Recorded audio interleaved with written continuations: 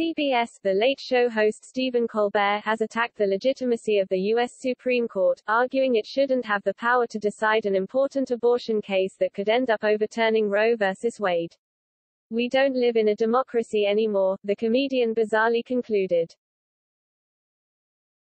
The Supreme Court is expected to rule shortly on Dobbs v. Jackson Women's Health, which concerns a Mississippi law that bans abortions after 15 weeks of pregnancy.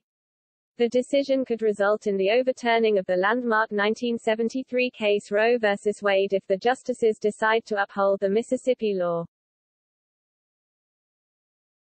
On Thursday's broadcast, Stephen Colbert used his monologue, titled "Supreme Stench," to flaunt his pro-abortion beliefs as well as his apparent ignorance of how federalism works.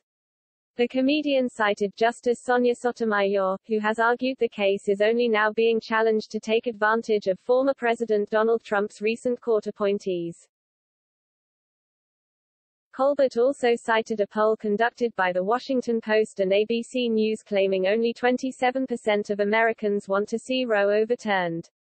That's more than 2 to 1. So if it is this unpopular, why is everyone saying it's gonna happen? Well, I don't want to get too technical, but, what's the word, we don't live in a democracy, he concluded. 5 of the 9 justices were appointed by presidents who lost the popular vote, the last 3 confirmed by a Republican Senate who now represent 41 million fewer Americans than the Democrats. In fact, Republican senators haven't represented a majority of the U.S. population since 1996.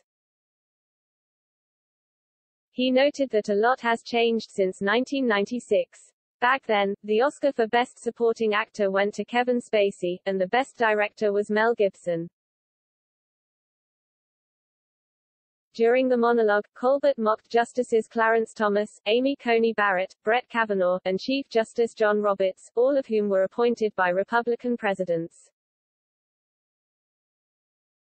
Stephen Colbert joins a growing list of celebrities who have weighed in on the Supreme Court case, almost all on the pro-abortion camp. They include Whoopi Goldberg, Elizabeth Banks, and Alyssa Milano, the latter of whom thanked Colbert for his monologue.